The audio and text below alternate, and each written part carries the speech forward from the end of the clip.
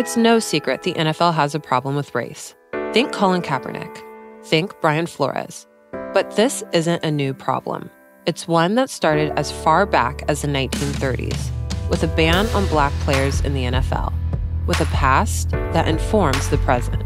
Blackballed is a new miniseries podcast from The Ringer about the 4 men who broke the color barrier in football. I'm your host, Chelsea Stark-Jones. You can find Blackballed on the Ringer NFL feed. This episode is brought to you by Anytime Fitness. We may talk a whole lot about sports, but when it comes to keeping fit ourselves, there's definitely room for improvement. I hit this point early July. I was just like, I am not in good enough shape. I started trying to walk at least 15,000 steps a day, or hiking, or just anything to keep my legs moving. Now it's the end of 2023. I feel great. I had a physical 3 weeks ago, and the guy was like, "You're doing great. You're doing better than you were 3 years ago." I felt great. Whatever your goals are, progress is possible thanks to Anytime Fitness. Get a personalized plan and support from an expert coach anytime, anywhere. Visit anytimefitness.com to try Anytime Fitness for free. Start to train for your life. Terms, conditions, and restrictions apply. See website for details.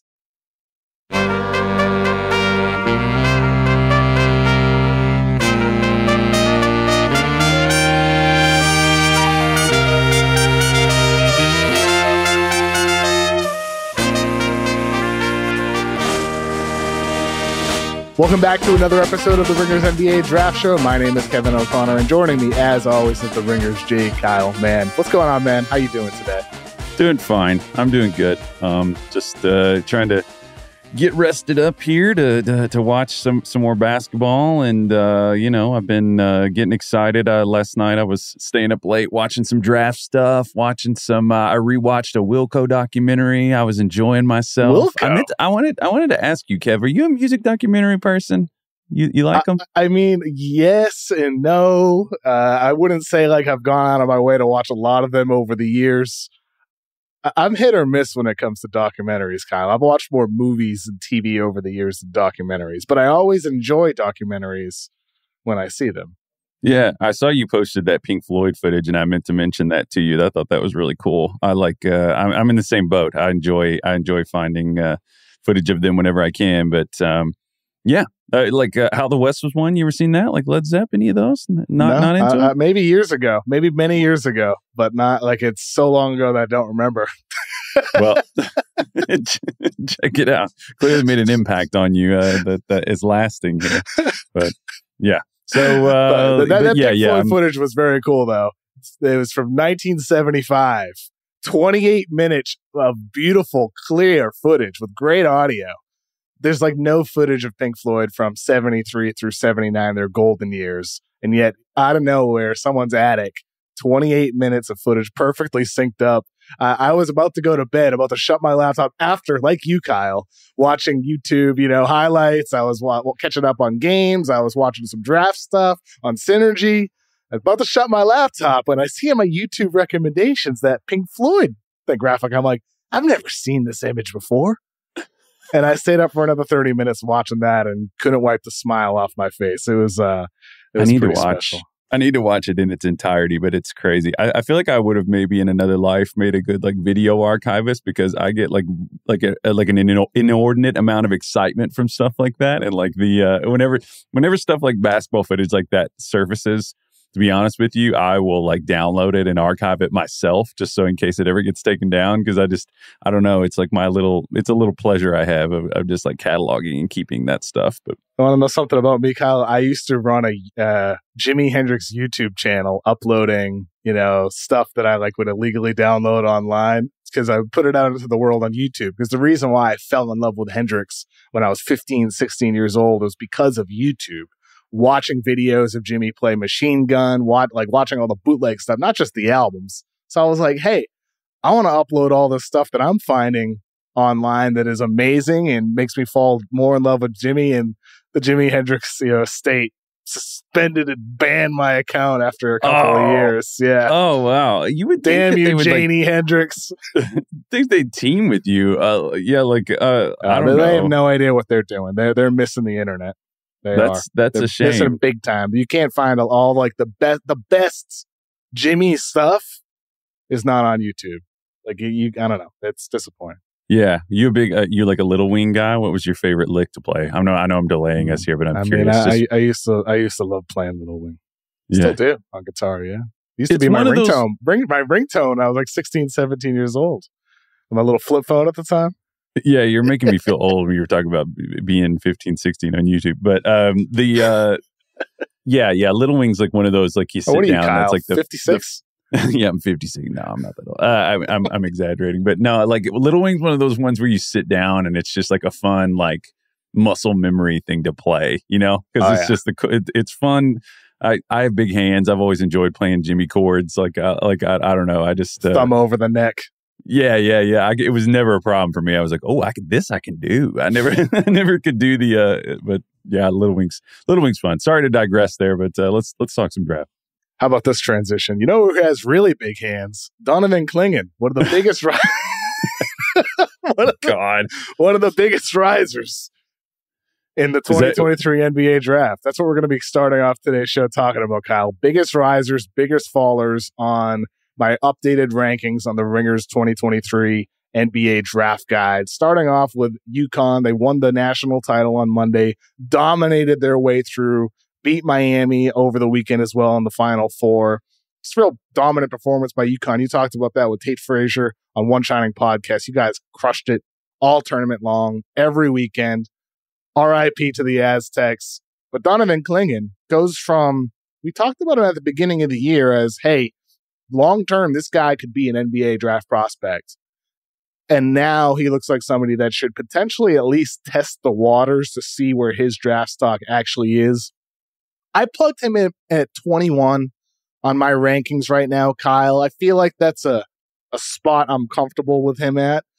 I could also see him rising. You know, like, why not take Clingan 1 year ahead of time? 7'2", mobile, great finisher around the basket. You know, he has good hands, coordinated. We talked about him pretty in depth last week. Where would you have Clingan on your board? Are you, are you far off or moved from me with him at 21? What do you think?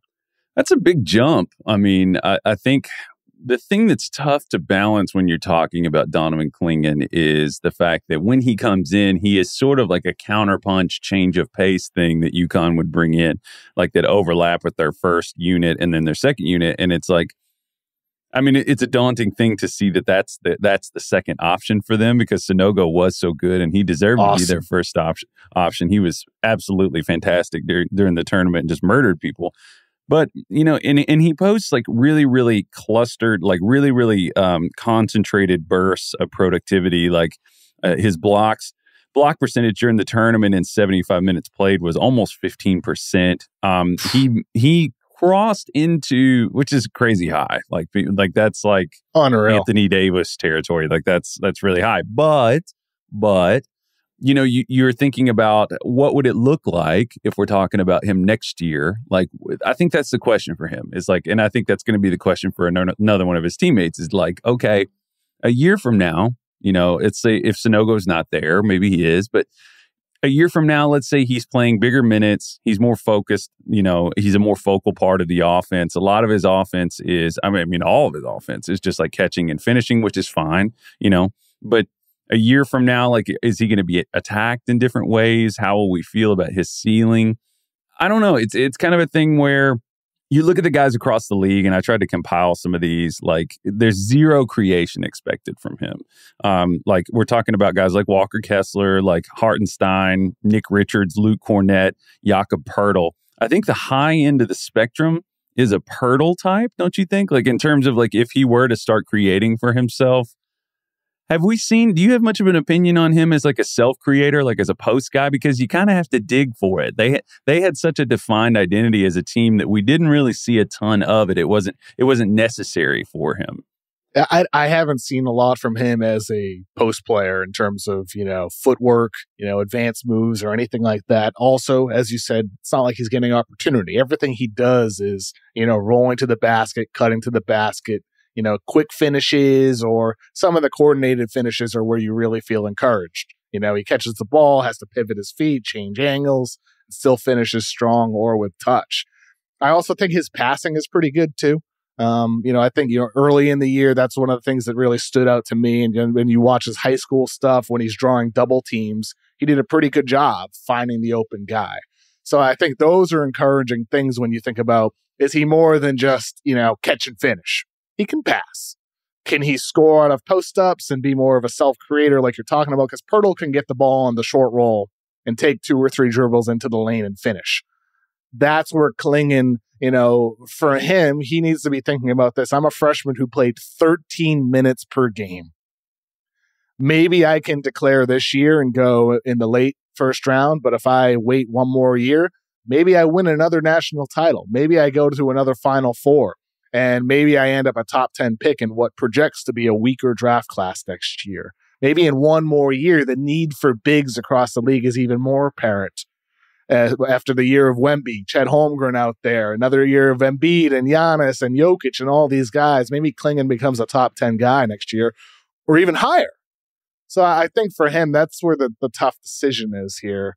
It's going to be interesting with him. It's not awful we're talking about a guy getting 13 minutes per game as a first-round draft pick, but that's how impressive he was in those minutes.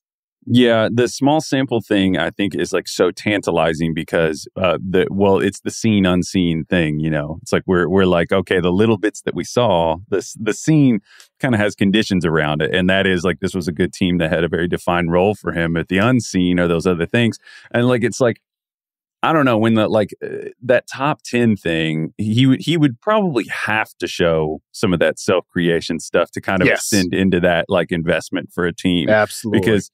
Yeah, I mean, I compiled it here, and it's like, Poeltl among those guys is the only one who's like, and we're talking about like non-superstar players. It's like, is he going to get to that level? But I think the defensive thing is probably the more like the offense is good. I just don't know. We're talking about like posting up and things like that. It's like, that's not super common among non-stars, like to have that be like a focal point for a team. So it's like, would he be able to get that good at it? I honestly think that like the defensive part is probably the more marketable stuff. And if you talk about like this, if we redid last year's class, how high would like Kessler go, like in terms of investment? Even as good as he's been, would he crack the top 10, do you think? I think so. Yeah. I think Kessler on a redraft. Where did we have him earlier this year when we did the way too early redrafts?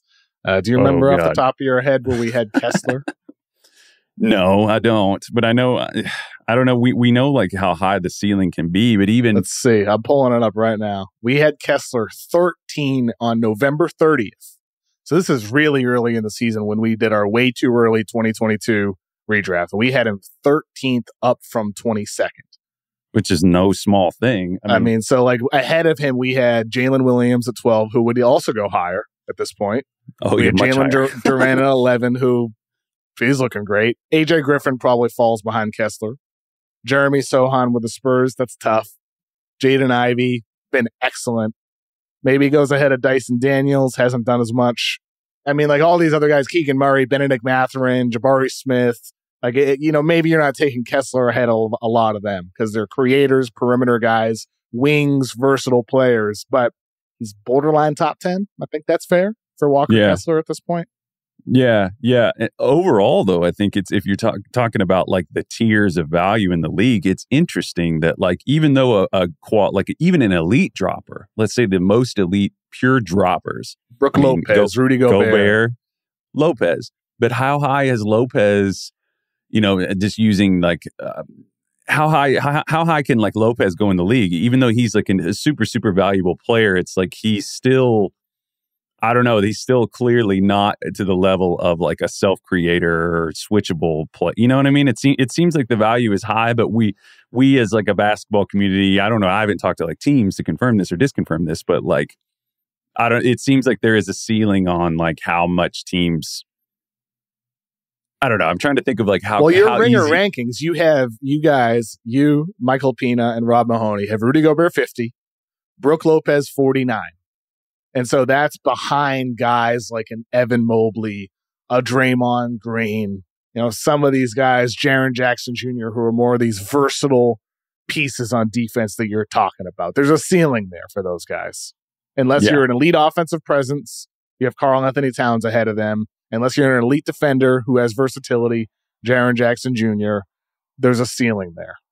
Yeah, and I think there is a ceiling, and I think we're aiming the sort of we're aiming the lens at sort of the territory, or I don't even know what the surveying, cartography, whatever the lens that like this is where he could go. Like, but you think about Lopez. I mean, that's a guy who can space the floor and can score and has some post up game. I love Brook Lopez. I mean, he's just such a fantastic player. So as excited, I guess what I'm trying to say is that like as excited as we are about Clingan, those are things that we haven't really totally seen that he would need to show to even climb to that level. So I'm just like, is that a top 10 pick? It's probably, if you have a player like that, you have like a narrow philosophical focus as a team. It's sort of like, I just think you're writing a clear script for what your roster has to look like, where as opposed if you have like somebody that's more, compare him like to a Dariq Lively. Like a Dariq Lively, let's say hypothetically, he becomes somebody that can switch, who can drop a little bit or, show and move in space. How would you compare their value? Just throwing this to you hypothetically, like what do you think? Do you think Lively hypothetically is more valuable? Lively was another riser for me on the rankings. I moved him from 27 to 15. And with Lively, like you consider his development that we saw over the course of the season at Duke, he became a more effective rim protecting presence, more effective rebounder, just more effective overall. And he has shown that mobility stepping out on the perimeter. He can hedge a bit. I could see him in situations where he's comfortably switching screens. Maybe he's not a lockdown guy like a Jaren Jackson, a Bam Adebayo type, but you could comfortably switch. And that has value for a coaching staff when you talk about scheme versatility. With Clingan, you're likely just going to be dropping all the time with him on the floor. And you're going to need a great help defender to account for that and be able to play some slightly different schemes, play him more up the touch, right? With Lively, perhaps you're playing a scheme that can do anything. So I have him at 15 right now. But he also, to your point, there's probably a limited ceiling with what he can become as well. He's not going to become a top 20 player in the NBA necessarily, but it could. Do you think Lively has shown enough throughout his freshman year at Duke to be, a top 50 guy, a top 60 guy in the league? It's so competitive. Top 50, top 60. I would lean no there just because. Top 100? Top Nick 100 Claxton maybe. Level? Where do you guys have Nick Claxton on your rankings? Claxton has climbed 58. Yeah, I mean, he got some defensive player of the year buzz. Is Lively ever going to be as good? 72. Al Horford 80. Like the kid. Like, do you see the upside there for a guy like that? Robert Williams 82. No, do we ever tough, think man. that the league's loaded, man? Pirtle's 86. It is loaded. Yeah, I mean, like if you stack Claxton and like Robert Williams up against okay, this is a standard for you to reach this echelon. I don't know that Lively's going to hit that level. I would say he's probably going to be below that. I mean, probably more in the 100 to 150 range. I may live to eat those words, fair. but fair. But he just is a different type of presence. So I guess I'm just trying to think like Clingan. I don't know. I kind of wonder if Clingan. Of course, I can't. It's hard to compare him to Kessler because we don't really know where Kessler's going to go from here because he's been so good. But Clingan definitely, to wrap up on him, I think the thing that was most interesting for me was watching him against Miami's cumulative team speed, the speed of their guards and their bigs. He seemed to process, more than one thing pretty well. The thing for him that I was paying attention to was when he was sort of coming up on that drop, that moment of I am facing one direction and now I'm suddenly moving backwards and turning my body. He did it pretty well, but I think he's going to have to work on that. I think he's going to have to get his hips stronger so that he fires faster. But just his he does that thing where he eats up your mental process just by being there. You could tell that guys were thinking about him. Omier didn't even. There were times during that game where Omier was just he wasn't even thinking about scoring, which during that tournament was interesting because he was attacking everybody, but all of Miami's bigs were. But Clingan is just so huge with that 7'6" wingspan. He's a big dude. Let's switch from bigs to wings here. Wings/guards, connective guys. I moved Andre Jackson up from 37 to 28. That doesn't appear on the site right now, but I'll have that updated later today, corrected. Anthony Black out of Arkansas from 11 to 6. And then Jordan Walsh also out of Arkansas. He was non-ranked, kind of on the bubble of the top 40. Moved him to 40. So those are three guys. Walsh, a versatile defender, really tough on that end. We talked about him a couple of weeks ago on the pod before Arkansas was eliminated. Kind of a connective passer type, limited shooter. Anthony Black, more of a big guard, 6'7" guard, also a connective piece, quick decision maker, can run pick and roll, needs to improve as a shooter. And then Andre Jackson Jr., also from UConn. They win the title. He makes tons of big plays on defense. He's a playmaker on that end of the floor, as he is on offense. Sometimes even though he's a guard/wing, they'd have him down in the dunker spot because they're trying to account for his limited shooting, where teams just, ignore him a lot of the times behind the arc. But I moved him to 28, Anthony Black to 6, Jordan Walsh to 40. I feel like all three of those guys can be clumped together into that, valuable, connective playmaking piece for any NBA team, despite some of their limitations as a shooter. Yeah, and over the course of the year, I think it was fun to watch. I was kind of going back and watching, I think it was their game against Xavier earlier in the year. It was interesting to watch them sort of shift the way they used Andre Jackson earlier in the year, where like they were using him as a pure closeout player, and teams were just like, cool, have fun with that. They were just backing away off of him, and he would, reluctantly take these threes. But we saw in their shift, I think we started to see some of the ways that he could be more of an NBA, where he wouldn't be as much of a liability on that front. But I think the most impressive thing that he did, all three of these guys you named are just great defenders, like really versatile defenders that are roughly about the same height. I guess all three of them are kind of 6'7", right? Yeah, Jackson throughout this tournament, he just suffocated Matt Bradley in that title game. Like, Bradley was just quiet the whole game. I don't know. The defense for me really, really pops there. Anthony Black, I love as a defender. Really, really competitive. Moving him up to 6. That seems like a move. I feel like you won't regret that a year from now. Like, I feel like that one, I just feel like Black just seems like a low possibility of fail for me. Like, I just feel like he's going to succeed. Don't you? Yeah. I think he's going to thrive in the NBA. He just feels like one of those guys where if you plug him into the right situation with his skill set, and there's a lot of, quote unquote, right situations. Like, you think about the teams currently in the lottery, if you put him on the Pacers with Halliburton, and you got him with Benedict Mathurin and those guys, Orlando. Like, that's a similar thing to what you were talking about with Jackson. I mean, yes. So it seems like you're really zeroed in on the Pacers adding a connective, switchable guy like that. I just think it would be so sick with them, even like Jarris Walker for them. I think Indiana is one of those teams that could take on anybody, and that's a testament to Tyrese Halliburton and what he is as a star player for your team. I think you guys in the rankings have Halliburton underrated for that reason. Halliburton just elevates everybody. What, Tyler Parker's calling me randomly. Sorry.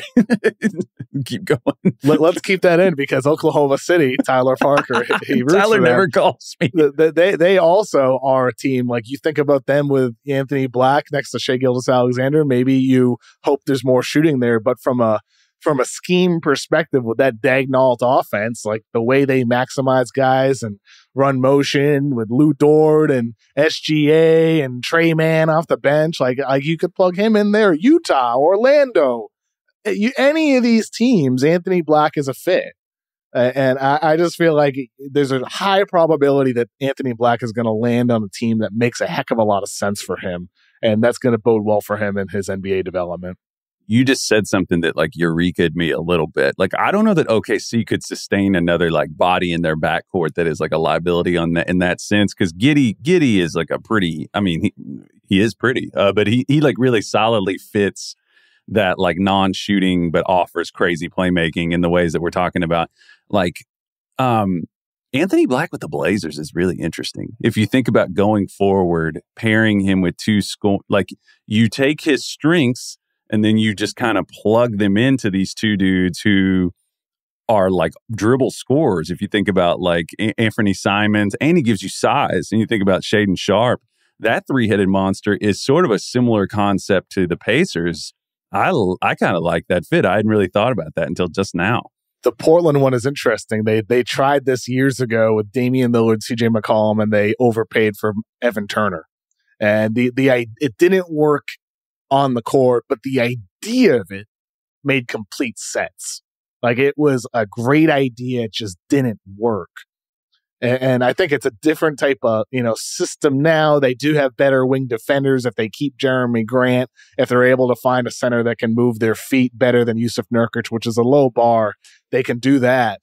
I think for Portland, they're in a situation now where, assuming they keep Dame, they choose to keep Dame, and that he wants to be there. Like, I feel like you can, squinty, despite how disappointing the season's been, and you can see they're still on a upward trajectory building around him. Anthony Black would make a lot of sense with what they currently have. I still wonder, you talk about ceilings of drop bigs. I still think there's a ceiling to having a backcourt led by two tiny guards and Damian Lillard and Anthony Simons. I still feel that way.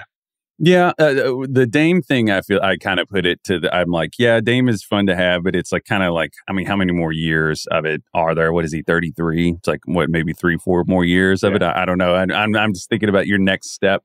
I wonder if like having a pure slow-footed DHO big, like you were talking about with Nurk, and then I wonder if that was maybe some of the dissonance that was causing trouble with like the Evan Turner idea. Like, but if you come in and you have an Anthony Black, and then you have, I just like the idea of that, because to me, the Jeremy Grant, Shaedon, Simons future, the three of those guys don't flow into each other naturally with their skill sets. And I guess just kind of, passing is the thing that unlocks those things. It's kind of why the Pacers idea is a lot more fluid and easier to imagine. So I just think, like, I don't know if you swap the idea of, granted, Jeremy's maybe a hair bigger than Anthony Black, but I just think that pairing makes a lot of sense to me. So. For the biggest fallers in my draft guide rankings, I had Dariq Whitehead out of Duke wing freshman from 24 to 29, minor drop there. Jalen Hood-Schifino from Indiana, 14 to 19, big guard, 6'5". Maxwell Lewis out of Pepperdine, dropped him from 18 to 27. And then Kris Murray, brother of Keegan Murray, I dropped him from 20 to 31. Out of those four, Kyle, what stands out the most to you? Some of these are just like, you wonder how much of it is team scenario, how much of it is because, Indiana depended on Hood-Schifino. Hood-Schifino and Whitehead both were prone to settling towards the end of the year in a way that was interesting. Like, Whitehead struggles in particular, I think, even though he did shoot it well in the tournament and, his percentages and efficiencies look good, he sort of had a hard time, similar to what Nick Smith went through. He had a hard time balancing his own desire to kind of create for himself and like helping their offense, which is like passing, the ball.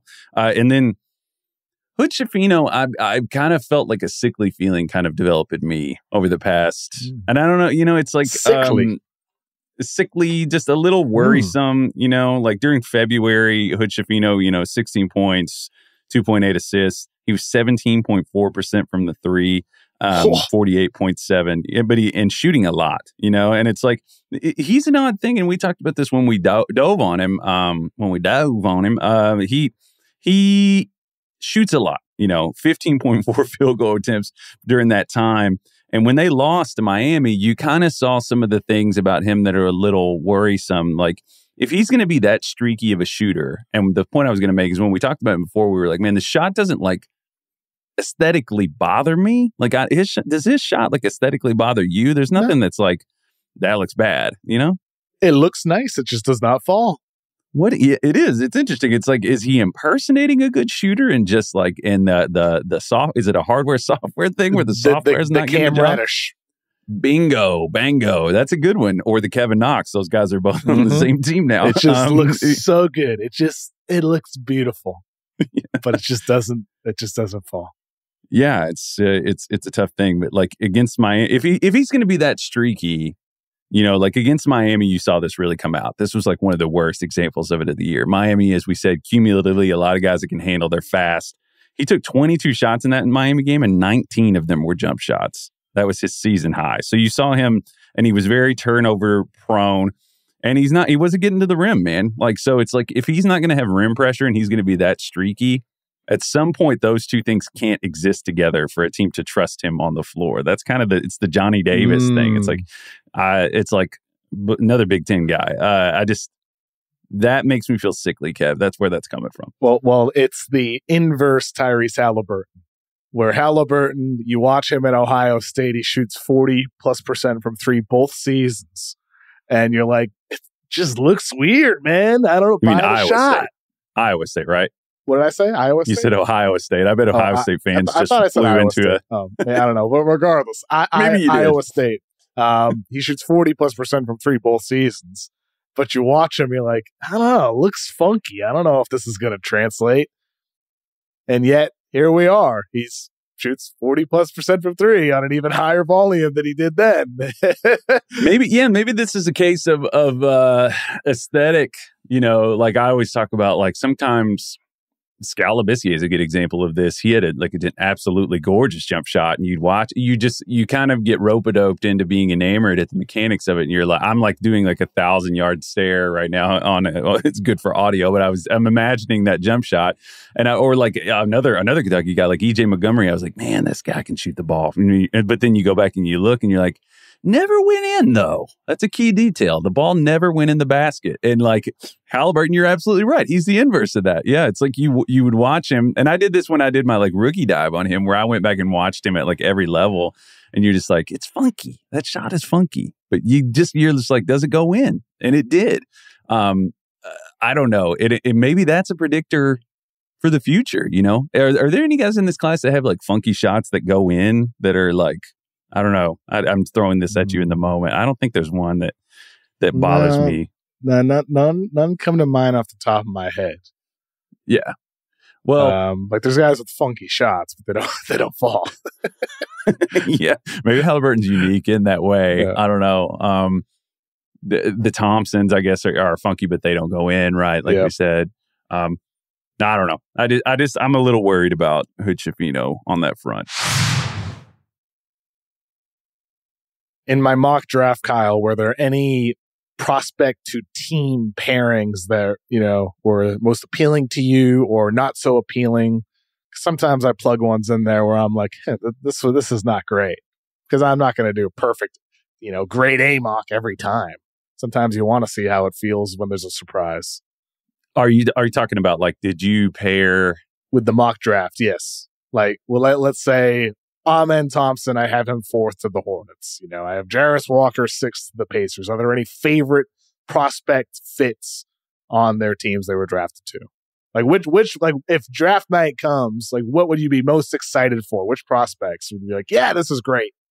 Yeah, you mentioned, I do like I've thought a lot about like who would fit on the Magic just from studying them. But yeah, the Grady Dick thing with the Magic, I like that. Add some movement shooting, add some playmaking. Even at 8? Ahead of Case and Wallace, Taylor Hendricks, Nick Smith, Cam Whitmore.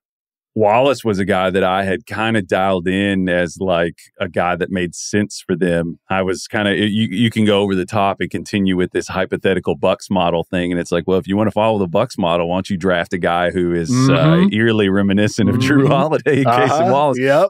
Now, trying to recreate you might be onto something there, though, Kyle. You might be. Oh, it makes sense, doesn't it?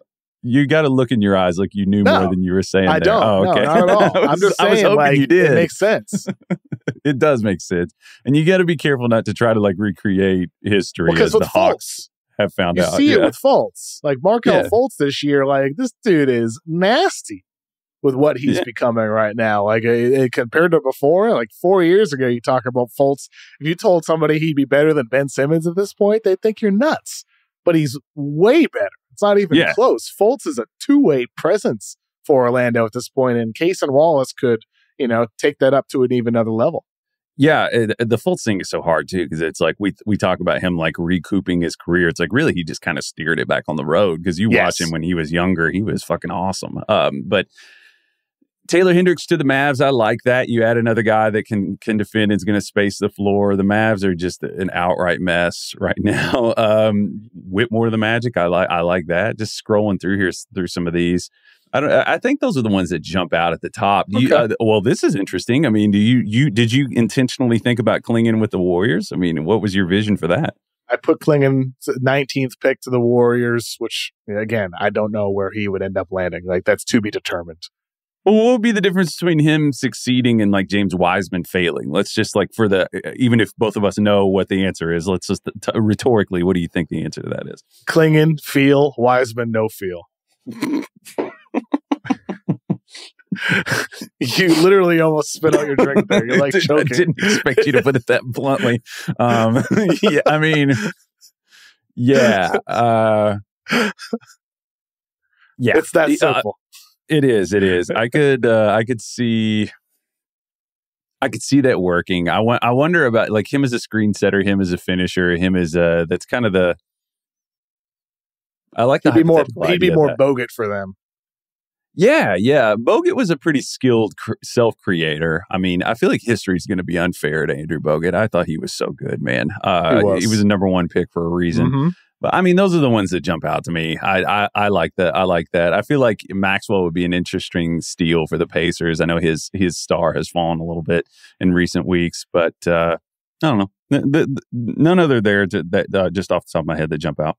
Kyle, the number one pick, Victor Wembanyama. Let's move on to him for our weekly Wemby here because he had probably his most viral moment that he's had in a year full of viral online moments and highlights and replays that we've watched, but a step back 3-point attempt after crossing over his defender to create space for his shot.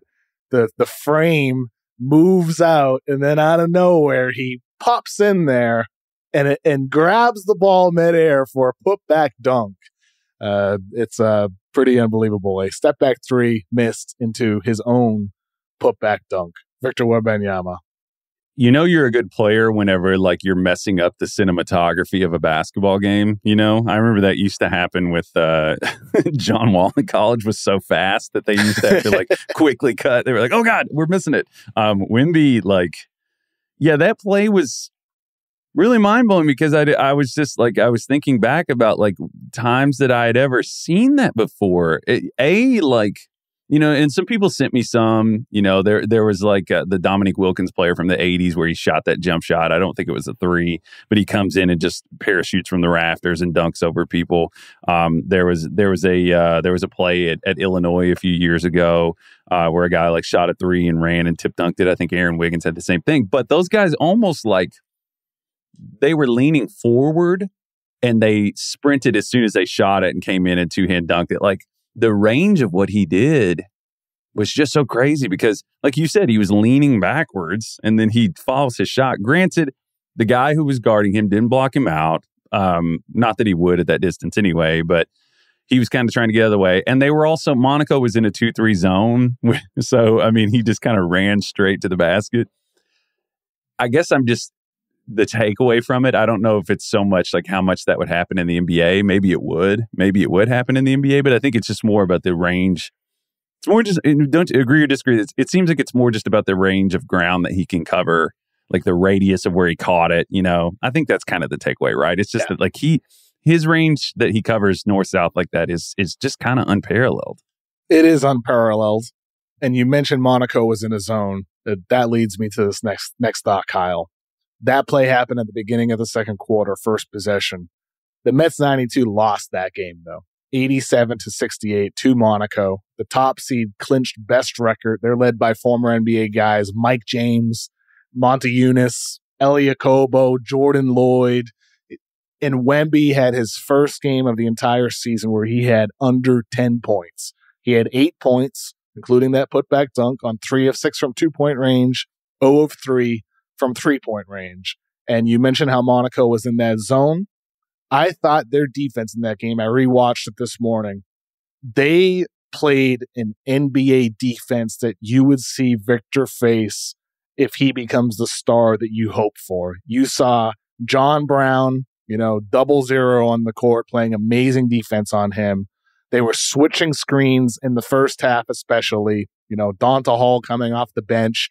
Like, they were switching on ball, and then they were scram switching, like you see with the NBA, where they switch the on-ball screen. Sometimes a smaller guy like Elie Okobo might end up on Wembanyama, but then they have a third player come in and switch off ball before Wemby can seal them off inside or anything like that. Not that he was doing that a lot because he is not like a dominant post player yet. In the second half, you saw them blitzing some ball screens more often, coming out, hedging, pressuring Tremont Waters, the Mets 92 point guard, and forcing Wembanyama to make plays out of the short roll, which he did. He made some nice passes, high-low passes to bigs, kickouts to shooters and all that. But they took Wemby away as a scorer with switching, with pressure, with occasional zone, with scram switching. And I felt like the 8 points on only 9 total shots, like of all games against the number 1 team, Monaco, this is the game that, like, if you're a Wemby skeptic, and there are, I don't even know if any of them even exist, but if you are a Wemby skeptic, this is the game that you should watch and say, this is how NBA teams are going to contain this guy. And it shows his number 1 weakness on offense, the lack of a post game. In my opinion, number 1 thing, when you're floating around the perimeter and they can switch on you and you can't punish them inside, this is the tool that he's missing right now on the offensive end. I think, yeah, the post is a specific way to put it, I think. But it's a piece of like a macro thing that I think is a criticism you can make of him. And that's just rim pressure. You know, we talk about him like, and against a big physical team, you know, like Mike Jones is like a grown ass man. I mean, he's been around, he's played on all levels, and it's like these are physically mature players that are going to get up against him, and he's not going to be able to turn the corner on guys like that right now. A lot of his like dribble separation stuff that's really cute in certain situations. It's like it's going to be different against like a physically mature defense, and I think that's the thing. Like, and we talked about it earlier in the year. If you want to think about like offensively, how's he going to be a primary? It's like, okay, the face-up guys that are taller, Kevin Durant is an unbelievable shooter, but he's an unbelievable handler that can get to the rim and pass the ball.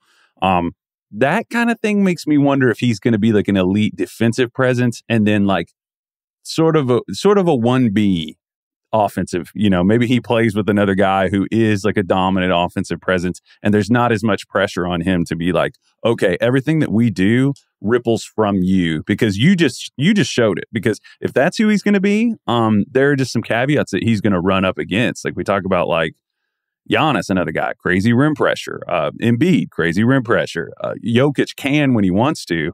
I'm not sure that, and that's been something I've brought up on the show. I just don't know that he's nimble enough to like really off the dribble get to the rim. Maybe he'll get strong. Do you think he could get strong enough and do that? Or he's so big. No one's ever done that. So it's hard to imagine that, like at his size. That's what I'm trying to figure out because Porzingis doesn't do that. He's, you know, maybe he's a version of kind of a Porzingis offensive profile. He could be. But I think with Wemby, you have to factor in go back year to year, you know, the improvement that we've witnessed from him as a ball handler, as, you know, with his shooting form. Granted, you know, his 3-point numbers are still sub 30%. He shoots around 36% on catch and shoot threes. He's 40+% on mid-range pull-ups, 80+% from the free throw line at this point. I think his touch, you know, projects favorably for him as a shooter off the dribble at some point in the future, even if he's just, you know, a 32% 3-point shooter off the dribble at 7'4". That's absurd. You know, hopefully he gets closer to 40% off the catch. But as a finisher at the basket, off the dribble, attacking closeouts, you know, he does need to get stronger. You're right. He does need to tighten his dribble, tough at his size, turning the corner, facing defenders, help defenders coming in, swiping at the ball. That's difficult. You know, maybe he's more Porzingis, but I don't think with Wemby, when you factor in how much better he's gotten, you know, year by year, you can't assume that he won't figure that out in his own way. Like I think with Wembanyama, he's still going to figure that out over the course of time and become a guy who can be a 1A for you. And not to mention, I still buy his playmaking too. I think the little flashes there, his role for this team is to be a bucket getter. Like they feed him the ball. They let him isolate. They let him take pull-up 2-pointers. Like he is empowered to be the guy, even if sometimes it's detrimental to their own offense in the half court. They let him do it. That's part of the deal. Like he plays once a week and he gets to be the guy. It's unlike so many other teams there. It's very Americanized. I think over the course of time, I'm buying in an NBA context that he can be a 1A for you when his role is also to be a playmaker too. Yeah, it just makes you wonder. It makes you wonder how necessary it is, like what I described about like getting to the rim. It's like, what's the most effective offensive version of what I just described for a player that size? We know what the elite of the elite, it's the MVP conversation. It's the guys at the top of the league who consistently produce points. Is like, is he going to be that, or is he going to be like a high post? You talked about the passing. I mean, maybe he's going to be a screen setter. Maybe he's going to be a guy who gives you sort of have an inverted offense, and you grow with him as he grows as a passer, and he takes those shots in the mid range that are unblockable, that we know that he can hit because it's easy to fall into this trap of just like thinking about basketball in this modern, like templated way of just like, okay, well, he's going to be on the wing and catch the ball and dance, blah, blah, blah, blah, blah. I think you just have to think about guys that are that size and like think about, okay, at what point does like the novel become functional? Because he's showing us how well he can handle the ball, blah, blah, blah, blah, blah. Like, I don't know how much that's going to happen in the NBA or how much it's going to be, how efficient, if it's going to be able to like, justify him dancing that much with the ball. I just wonder about like him catching in the mid post and having cutters around him, and then you also, he does well on the offensive glass though. He's pretty good at crashing the board. We saw the other thing too about that tip dunk dude is like how just coordinated he is. Like I pulled out a clip where he caught on the roll and the help was coming from his right. And he just palmed the ball with his left hand and just sort of snaked through the crowd and dunked it with his left hand. He's super, like that should not be overlooked. It's just how coordinated in traffic he is for how tall and how skinny he is. Jonathan Gavoni at ESPN wrote an article like quoting just a bunch of anonymous scouts. It reminded me of, I've wanted to do some of this stuff for The Ringer, calling back to Ryan Russillo on Grantland, NBA Draft Confidential. It just reminded me of that, what Gavoni put together. And the quote everybody was talking about on social media was this anonymous Western Conference executive who said, honestly, I wish we wouldn't have won so many games this year. We're going to all regret not tanking every game to get this dude. And it's exactly as you're talking about, Kyle. It's the coordination in the feel on top of everything else. That's what makes that play, the step back three into the putback dunk and the one you're describing, just so special. I mean, this guy is just on another stratosphere here, and we'll lead here to, the games that are happening on Thursday night for our lottery update. Oklahoma City and Utah are going to face off. We mentioned OKC in passing earlier. Right now, they have the 10th worst record in the NBA. They are tied with Dallas at 38-42. So Oklahoma City at this point is the 10 seed because they have the tiebreaker over Dallas. They are a game and a half separated from the Utah Jazz. If those three teams end up with the same record, I believe Dallas could have the tiebreaker. Utah could have the tiebreaker if they win tonight against Oklahoma City. So it's a little unclear right now, but point being, for the Jazz and the Thunder with their game tonight on Thursday, there are a lot of implications with what could happen on the back end of the plan for the 10 seed and also for the lottery because Utah has the 9th worst record. Oklahoma City has the 10th worst record. And by the way, I wouldn't be surprised if one of the people who said that, a Western Conference scout that said they wish they lost more, came from one of those teams. It would make a lot of sense from the Jazz or Thunder, wouldn't it, Kyle? Yes, it would. It would. I don't know. Whenever you're in that sort of like teetering middle ground where you're just like, we're good enough to kind of overachieve, but like we're not good enough to like ascend a level. Like, why would we lean towards? I don't know. I think I could understand why somebody would feel that way. Like, and I don't want to like overstate my like skepticism about his offensive game because I'm not overly skeptical. I'm just kind of thinking if he's elite defensively like that, like we're talking about Gobert level defensive impact, and then he's your 1B. That's amazing. That's we're not spilling milk and guy for years. Yeah, we're nitpicking the nickiest, yes. Like nitpicky. Yes. Like, yeah, it's. Okay, he's not Kevin Durant. Okay, all right, wow, boo-hoo. It's like he's number 4 on my board behind the Thompson twins. It's a high standard that we're setting him to, but I think that just speaks to how special he is, yes. Honestly, man. Well, I mean, that's why, some of these people within these organizations are feeling like, Jesus, yeah, it's been fun to watch Lauri Markkanen win, make an all-star team and possibly be most improved player. It's fun to see Shai Gilgeous-Alexander weasel his way onto the MVP ballot, number 5, all-NBA guy. Like, unbelievable. Jalen Williams. Weasel. I don't mean that as like a negative. Oh. it's like, stirring shit. Jalen Williams, I mean, him turning into a Rookie of the Year guy for the top 3. Like, yes, that's fun. But it's also fun to have high lottery odds, man. Wow, your really voice got really low and bothersome there just now. That was something bothersome. Oh yeah, that was Kevin's cameo voice that he uses for special You want Cameo, Kyle? Can people pay to get a 1 minute clip from you saying happy birthday? You on Cameo? No, are you? Are you on Cameo? I'm not. I wonder if anybody from the Ringers on Cameo. No, I'm not. Not opposed to it. I don't know. We'd have to see. I'm not opposed to it either. Yeah. Hit us up on Twitter if you're interested. Sure. I'll just send you one. Venmo me. I've sent them for free before. Like, people have messaged me. Yeah, sure.